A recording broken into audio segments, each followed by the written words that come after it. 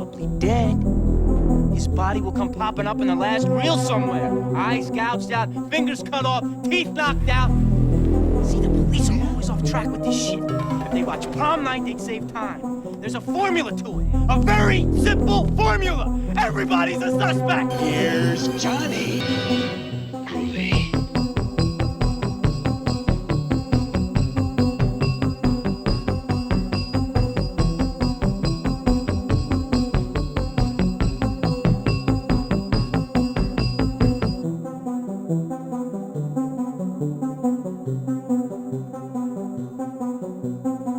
Hey, what it do, y'all? I'm your host, Will. Welcome to Fandom Frequency, where we dive into the entire multiverse of pop culture as it is. So make sure you're clicking all the buttons below the video. Make sure you're showing that support for the channel. It really does help us out immensely. We appreciate all the new subscribers coming in. We're slowly but surely getting to that 500, which is halfway to our overall year goal of 1,000 subscribers and everything like that. But for any of you watching, I appreciate each and every one of you. But today we're going to be getting into a fun topic, and this was one of the most difficult rankings for me to put together. But today we're going to talk about my personal top 10 favorite Scream Queens of all time. So this is just my personal list, my top 10 favorites. Not necessarily has to be anyone else's. I'm not doing an objective list of the best of all time. I'm doing my 10 favorite out of the best of all time. So there's going to be some crazy ass omissions that I had to make here, but I had to keep it to 10. I wanted to keep this a little bit shorter but sweet. So some of the honorable mentions are going to include Samara Weaving, Lauren Rivera. Let's see, who's another one here? Scout Taylor Compton, Linnea Quigley, and let me see who else we got here. Melissa Barrera and Jane Levy. All of those were unfortunate omissions, but honorable mentions, man. Some of the best Scream Queens out there. Some of the best of all time. And I'm just doing Scream Queens in the sense of just being in horror genres, whether they're the villain, the hero, the final girl, the one that gets killed first, whatever, what have you. So Scream Queens kind of just encompasses, just some of the top actresses of genre movies and some of the most badass ones and just my personal favorites. But having to narrow it down to 10 as opposed to like a 25 or something like that, had to unfortunately not include those ladies on the list. But now we're getting to my top 10 personal favorites, starting off with number 10, which is going to be Anya Taylor-Joy. And she has quickly become one of my favorite up-and-coming actresses today, and I think sooner rather than later will become a household name. I think she's done such excellent work in the horror genre. It all kind of culminated and it all kind of started really with 2015's The Witch from Robert Eggers, the director, of course. And when she got that chance to star in that film, everyone got to see really what she was made of. And from there, just continued to work on various different projects in the genre, like Last Night in Soho from Edgar Wright back in like 2021, I believe. Maybe 2022. And you got other movies as well. She was in a thriller with Olivia Cooke. She was also in Split. She also played the killer in the movie Morgan, I believe was the name, where she played like a android type of character. So she's been in various horror movies and over the years. The Northman, which kind of dabbles in the genre, so to speak. And she's probably going to be diving into the genre sooner rather than later again, I'm sure. So getting to see her throughout all those different movies just really made memorable characters out of all those movies and really made those movies memorable and really stand the test of time so far in the past 5 or 10 years since she's been kind of building up this resume. And like I said, Split was one of those few movies that really was one of the better thrillers of the late 2010s and got M. Night Shyamalan back on the map and got him back in the good graces of the movie-going public once again. So that was another huge one right there when she played the main protagonist, kind of the final girl in that situation, if you will, in a way, and being connected to all that and coming back in Glass, which was a little bit less of the horror thriller genre, but definitely still played into some of those elements. So getting to see her do that. The New Mutants was also a movie that wasn't necessarily super duper well received, but it definitely was diving into the horror genre, and she played a very pivotal role in that film. It was one of the better parts of a movie that was just completely messy and didn't really come together quite well because of all the reshoots and the differing visions and everything getting cut short with the Disney Fox merger. So that movie definitely just came out at the wrong time, but I think had a lot of potential with the filmmaker they had involved and with the overall idea and storyline they were trying to pull from the comics. A lot of potential just wasn't realized there, but none of that was on Anya Taylor-Joy's shoulders. She really held it down and really kept it together.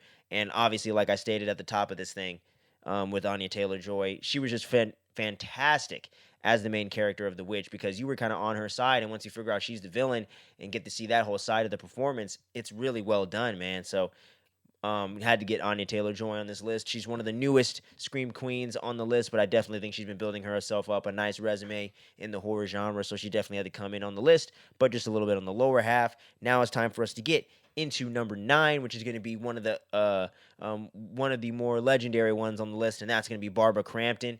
And for those that maybe don't know for some odd reason, even though you're checking this out, she really got her start in horror movies like what was it, Reanimator and From Beyond back in the 80s.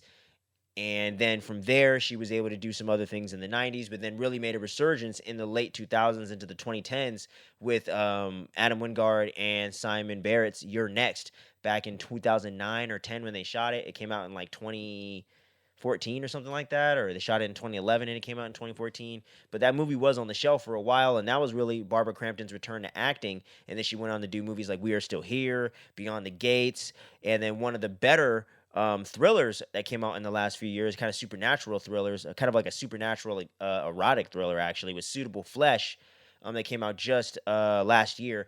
That was a really excellent horror film and had the kid from The Babysitter and that one actress that's hella popular, but I'll get her in here in the edit so you guys get the proper name and all that. But freaking Barbara Crampton has had a legacy in the horror genre dating all the way back just under 40 years ago, 1985. Reanimator. So getting to see how she still has a legacy today and people still hold her up as one of those top Scream Queens, you know what I'm saying, out there, because she isn't necessarily always the final girl, especially these days. She's usually more of a supporting character or some kind of part like that. But even though she's not taking center stage, she always stands out. She always delivers a great performance and was one of the best performances in the movie of You're Next, which has gone on to become kind of a little bit of a cult classic and something that is a little bit of a modern classic, if you will, and I think it's going to be one of the top tier home invasion kind of slasher hybrid type movies that's out there. So Barbara Crampton definitely was a huge part of that. Having her name attached to the movie definitely brought a lot of legitimacy to it when those guys were just coming up as filmmakers in the indie scene in the world after VHS and trying to really break out into the horror genre, and seeing all the things those guys have gone on to. The fact that Simon Barrett just he directed the Salem's Lot remake, if I'm not mistaken, and recently, obviously, Adam Wingard has been working on both Godzilla Kong films and has some other big things up in the pipeline as well,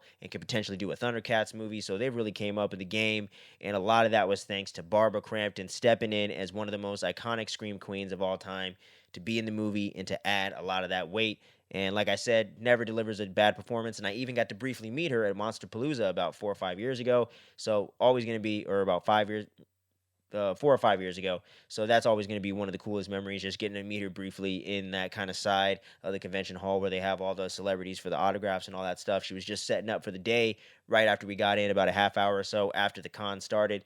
Just happened to be walking by her booth and she was there. Got to say what's up real quick, meet her briefly, and it was a really cool memory. But because, she was super down to earth, really nice and everything, and that just always kind of adds to her overall reputation as being just such a nice actress and always open to all the people she's working with, and just stayed humble over the years and doesn't really take it for granted in that way. So that's a big reason why I'm a big fan of Barbara Crampton and all the work that she's done over the years, and she's definitely had to come in on this list.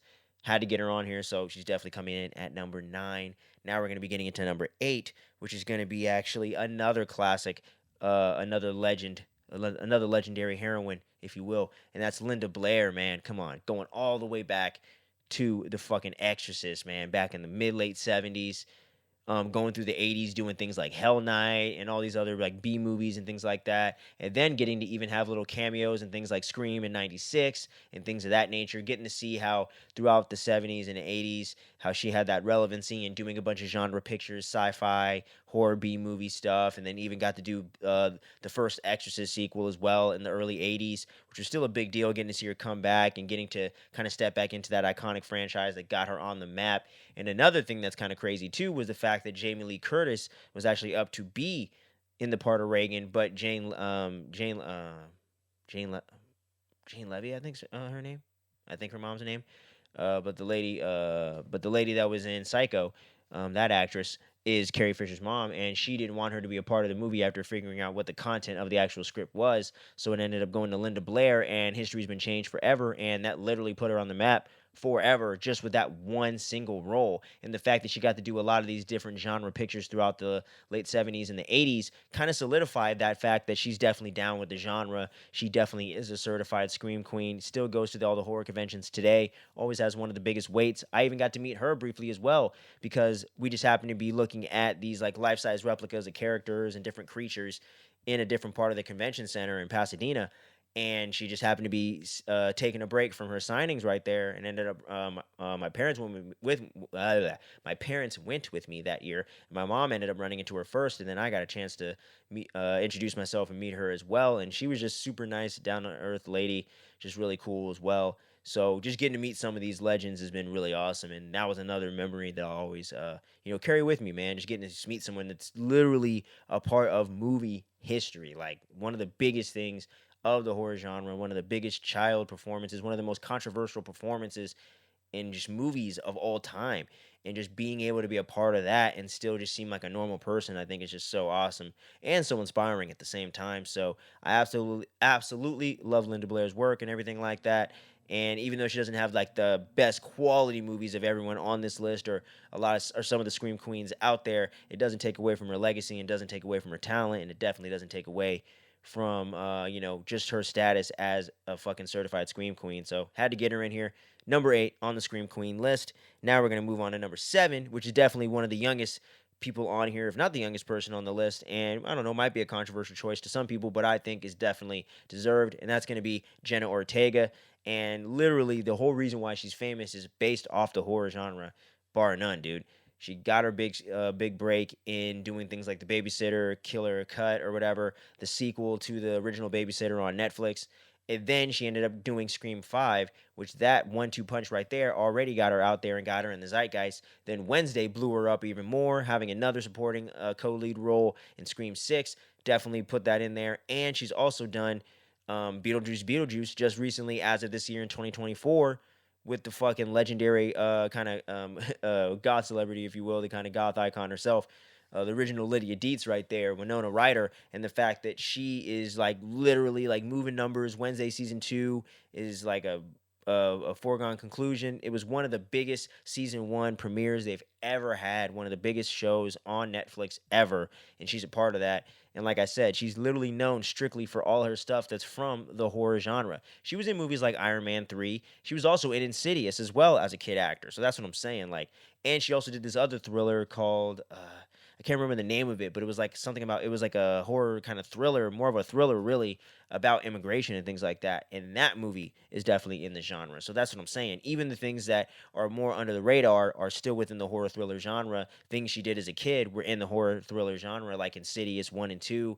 And things like that. She was in Iron Man 3, so that even steps outside of that, but gets more into the science fiction kind of nerd fandom realm, if you will. There's even rumors of her joining the MCU today, currently, as a leading character or something of that nature. So the fact that she's gotten that big enough to be considered for something like that, just based off of the horror genre and just what she's done in that alone, lets you know the power of horror, lets you know the power of her just her overall just talent and everything as a scream queen. So I think she definitely deserves it.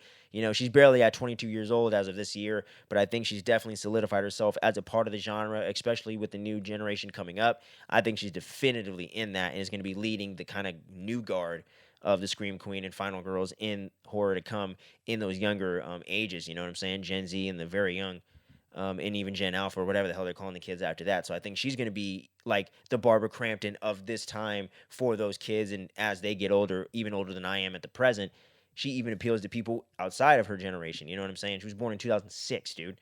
I'm born in 1994. Like, it's a complete different generation. You know what I'm saying? So just that fact alone, or she was born in like 2002 or something like that. My bad, not 2006. So it was almost like a damn near decade gap. You know what I mean? So the fact that she even places up this high, even on some, nerd like me, putting her up this high on this list, just shows kind of, the legitimacy of just how dope she really is, and how she can take a character like Wednesday Addams that was made iconic by people like Christina Ricci and other people before her, years before she was even born, and the fact that she could take the role and arguably make it bigger than ever, that just goes to show you the power of what she can do as a performer. So I think Jenna Ortega, no doubt, deserves to be on the list, and that's why I had to throw her in at number 7.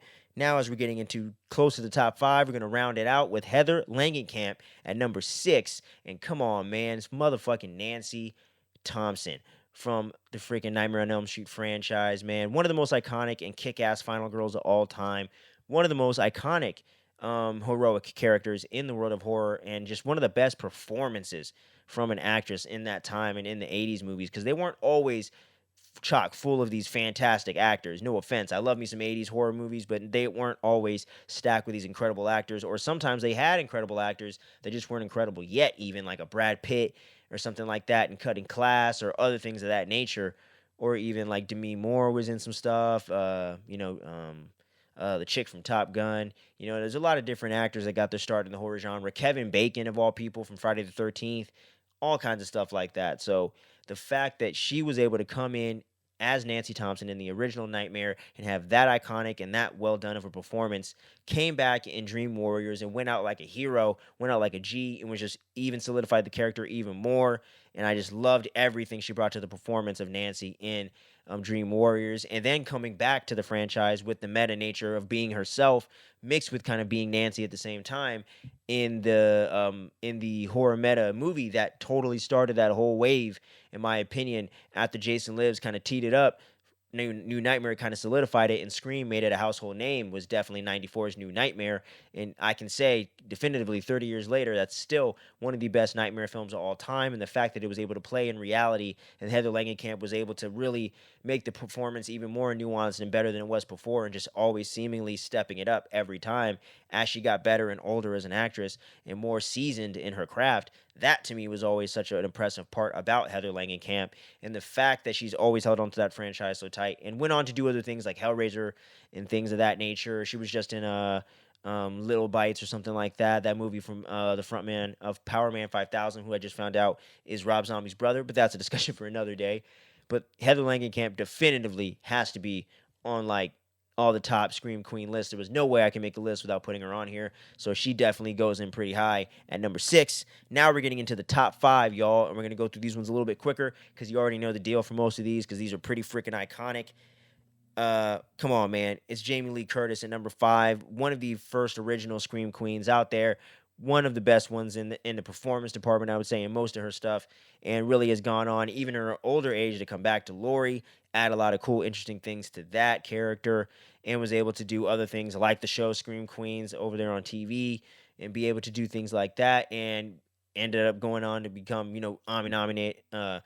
Oscar nominated, almost mixed Emmy and Oscar together, for the movie Everything Everywhere All at Once, which definitely isn't a horror movie, but just showing the level of talent that Jamie Lee Curtis was able to garner over the years and continue to evolve, in other things outside of the horror genre, but always kind of found her way back. And even in the 90s with H2O and coming back as Laurie the first time, 20 years later in 98, it was just really cool getting to see how she's been able to come back at like each era of her career and come back to the character of Laurie Strode and kind of add something new or do something different with it. And as a performer, she never really lets me down in that department. I got to give Jamie Lee Curtis credit. Even though I've gotten a little tired of the Laurie Strode character at this point, I don't really want to see a 4th or 5th iteration of that personally. I think getting to see Jamie Lee do the original stuff in 1978 in the OG Halloween, and then 1981 with the sequel, getting to see what she did there, and then stepping it up with H2O, and then even stepping it up even further when she came back and really did it in the David Gordon Green trilogy from 2018 to 2021, if I'm not mistaken. Really good stuff, man. I really, really dug her performance, and I really always love what Jamie Lee Curtis does. And then you got all the different things that she's known for throughout the 80s, like Prom Night and Terror Train and things like that. So, and The Fog from John Carpenter in 1980, I believe. So, she was definitely all over the genre quite a bit in the 80s, and then moved on to different things and Trading Places in 83 and beyond that, and then coming back around to it in the late 90s, and like I said, in the late 2010s. It's really cool getting to see the way that she kind of, and even the early 2010s, late 2000s of Scream Queens on TV. So being able to always dabble in the genre, never look down on it, and always have a lot of love for it. I always appreciated that about Jamie Lee Curtis. So, I had to get one of the OGs up in here at number 5. Now we're going to be getting into another OG herself, Sigourney Weaver, of course, as the dope ass Ellen Ripley in Alien. And I can't remember her character name at the moment, but being a character in Ghostbusters and being one of the more prominent kind of villainous kind of parts in the movie. Really well done, really cool performance there, and the way that she was able to play the possession and whatnot. That was the first time I saw Sigourney Weaver as a kid, and then later on as a teenager when I watched the first Alien and then watched Aliens for the first time, it just blew my mind. I still haven't seen 3 or Resurrection, but I guess, is it called Resurrection? Something like that. I'll get around to it eventually. But getting to see what Sigourney Weaver did in the original 1979 Alien just solidified for it right there. And then getting to see what she did with 1986 in Aliens, fucking fantastic. Get away from her, you bitch. Like, that's one of the most iconic lines in freaking horror movie history.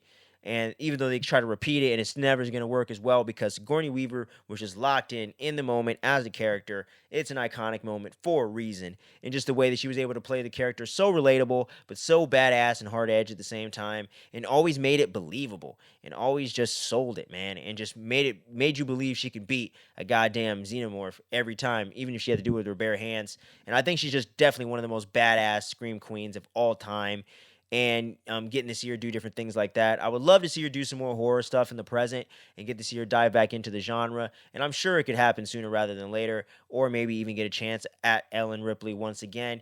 We will see, but I had to get Sigourney Weaver on the list, so she's definitely coming in at number 4. And then for number 3, this one might be a bit of a controversial choice, but a personal one of mine, Sarah Michelle Gellar. Man, just starting off even with Scooby-Doo, just getting to see her play Daphne was fun and everything like that. Definitely gateway horror. Scooby-Doo was one of the first things as a kid, like with Zombie Island and the Boo Brothers and all these different stuff, where I got to see Scooby-Doo and have fun with that cartoon in the original 60s. Scooby-Doo, Where Are You? The one with goddamn Simple Plan on the theme. I'm a big Scooby-Doo fan, you know what I'm saying? I don't watch it all the time now, but always grew up as a fan of those movies and the different TV shows and the iterations of that, and getting to see her step into that. But then, obviously, for the more straight up horror fare that she does for the adults, like I Know What You Did Last Summer, I thought she was one of the best parts about that original film. I also thought that she was amazing and kick ass, as most of us do, as Buffy the Vampire Slayer. I caught a little bit of it in the early 2000s, but didn't really watch it like week to week like that. But I definitely doubled back in like 2014 or 15 or something like that, watched the whole series. And even though it definitely kind of ended on a whimper, she was always awesome and kick ass in the show and made Buffy one of those more iconic characters.